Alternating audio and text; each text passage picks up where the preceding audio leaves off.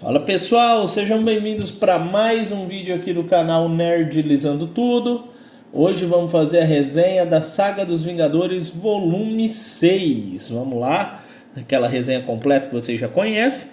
Antes de começar aqui, eu gostaria aí que você se inscrevesse, deixasse aquele like, aquele joinha, para estar sempre por dentro aí de tudo que está acontecendo aqui no canal. Então vamos lá, Saga dos Vingadores volume 6.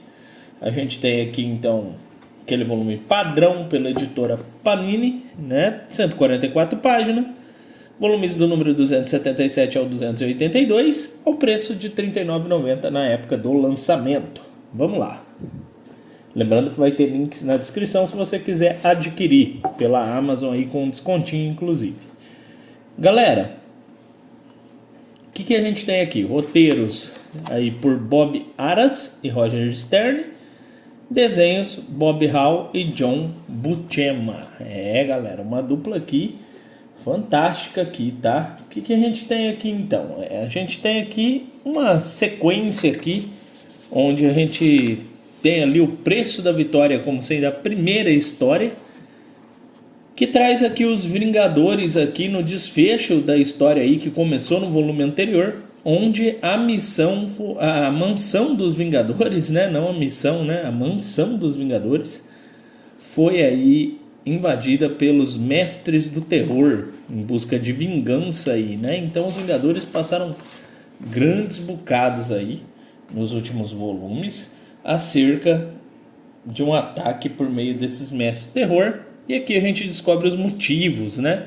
Então a gente tem ali um dos personagens aí que faz parte desses mestres terrores. Ele cria dimensões diferentes e ele consegue aprisionar aí a Miss Marvel numa dessas dimensões. E só que ele é um cara que ele é transtornado mentalmente, ele acaba sendo aí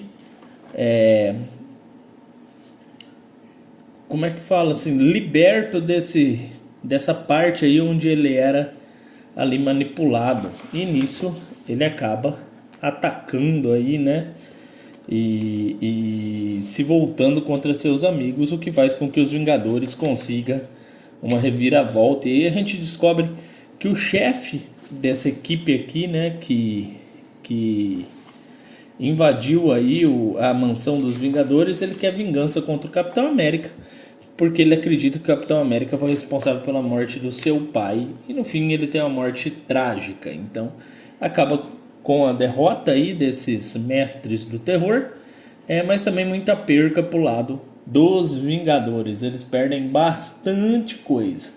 No novo arco aqui a gente tem uma história chamada Pressão, onde a gente tem aqui os desenrolares desse ataque aí à mansão dos Vingadores. Então uma série de saqueadores quer invadir para tentar roubar coisas valiosas, e aí a gente tem os Vingadores em ação para evitar que isso daí venha a acontecer. Também tem umas histórias bem bacanas aqui, né? E a gente vai vendo a Vespa, que é a chefe dos Vingadores, esgotada com isso, e aí ela começa a cogitar renunciar aí ao cargo para tirar umas férias. Então ela começa a pensar nisso. Em contrapartida, um dos Vingadores que estava ali, né, o Cavaleiro Negro, que estava ali internado para se recuperar, ele some. Se descobre que ele está numa ilha aí dos Vingadores, e lá aparece um vilão chamado Tibak, o Traiçoeiro. Ele veio de Atlântida e ele quer arrumar aí um esquema para conseguir vencer o Namor, e ele oferece ali um certo problema ali para esses Vingadores que estão nessa ilha, inclusive o Cavaleiro Negro, que está se recuperando, e graças à Mulher Hulk e a Vespa ele é detido e preso. Então é bem legal esse volume, e acaba com uma reunião aqui onde a Vespa renuncia ao cargo de chefe, e nessa reunião todos apontam que a Miss Marvel deveria ser a nova chefe. Isso nos leva à próxima história, Decisão de Comando, onde a gente tem aqui a Miss Marvel tentando decidir se aceita ou não o cargo de chefe. Ela vai procurar os pais dela, ajuda aí numa questão com a polícia no caminho, E a Miss Marvel fica ali muito indecisa se deve, tão jovem, aceitar um cargo tão importante assim. E ela começa a procurar conselhos em tudo que é lugar e nos leva a uma história aqui bem cansativa, cheia de lembranças de como ela veio a ser a Miss Marvel, e por fim ela vai conversar com o Capitão América e ajuda a resgatar ali algumas crianças, e ela decide aceitar ser a nova chefe. Então temos essa história aí. Agora a próxima história, Fiel Serviçal. É uma história do Jarvis. O Jarvis é um mordomo aí que era do Tony Stark, que se tornou mordomo da Liga da Justiça, né? Perdão, da Liga da Justiça, olha só, dos Vingadores. Tô confundindo aqui, né? Ele é um mordomo dos Vingadores, não da Liga da Justiça, pelo amor de Deus. E ele tá internado, ele tá muito ruim, danos cerebrais, perna quebrada, um olho muito prejudicado. E ele acaba cogitando aí, depois de uma conversa com o Stark, a se aposentar. E lembrando que aqui a gente está falando de Anthony Stark, o pai do Tony Stark. Então a gente está lá atrás, né? A gente tem ainda ali, ainda não tem o Tony Stark aqui na história, pelo menos nessa história. Olha como é retratado aqui o Homem de Ferro. Bom, a gente tem aqui então aqui sim. Aqui é uma história que o Jarvis fica se lembrando de tudo que é detalhe sobre a trajetória dos Vingadores e dele, e é uma história muito cansativa de ler, galera. Assim, foi pesada de ler, pesada e longa, não acontece nada de muito relativo, de muito significativo, é mais lembranças e balões intermináveis para ler, de uma forma que e assim, é uma história que se resumiria fácil em poucas páginas, e a gente percebe, pelo menos na minha concepção, que ela foi feita para enrolar aqui, né? Foi uma história para enrolação. Então a gente tem aqui uma história que passa aí por uma série de lembranças para simplesmente no fim o Jarvis ligar e falar: olha só, eu quero voltar a trabalhar com os Vingadores apesar de tudo. Então assim, extremamente cansativa e não agregou muito pro volume.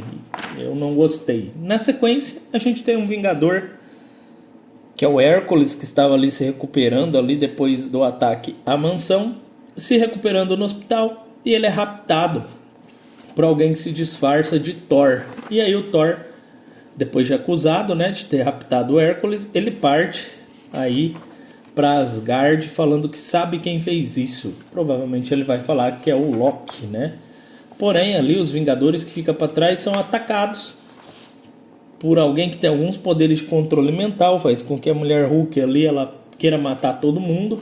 E aí se descobre, em meio de todos esses eventos, que na verdade tem mais por trás disso. Zeus está ali por trás disso, e ele quer pegar todos os Vingadores e puni-los por conta da forma como Hércules está, que seria o filho de Zeus aí, né? Então, acaba que os Vingadores são capturados e levados aí para o Olimpo, né? Para serem julgados ali, e posteriormente são presos no Tártaro, né? Pelo Hades. O Namor também é capturado nessa história aqui, só que o Namor, com a ajuda de um desconhecido, consegue escapar ali e consegue se infiltrar na fortaleza ali do Tártaro para tentar ajudar os Vingadores ali a escapar. Os Vingadores já estão em processo aqui de fuga, eles conseguem uma fuga aí, e no processo de fugir eles acabam tendo alguns problemas ali, né? E quando eles se acham que eles vão conseguir fugir pelo caminho do infinito, acaba que eles são atacados aí por um exército ali do Tártaro ali, e são impedidos de fugir. E acaba o volume por aqui. Acaba o volume exatamente nesse momento, e a gente vai ter que ler o próximo volume para saber. Então, isso é o que acontece neste volume aqui da saga dos Vingadores. Para mim é o volume mais fraco que eu li dessa saga. Muito cansativo, bastante enrolação, muitos balões, não que eu tenha alguma coisa contra ter muitos balões na história, Mas eu achei extremamente desnecessário algumas coisas aqui. Seria facilmente cortada. Então a gente percebe uma certa injeção de linguiça aqui. No geral, eu dou uma nota 6 para esse volume. Entre todos os volumes da Saga dos Vingadores que eu li, para mim esse daqui é de longe o pior. Mas deixe seu comentário aí, seu like, seu joinha. Não esqueça de curtir, compartilhar e comentar. E deixa a sua opinião. Você também não gostou? Você gostou? Se não gostou, fala o porquê. Se gostou, fala o porquê também. Forte abraço. Falou. Até mais. Não esqueça de se inscrever, de compartilhar. Fui.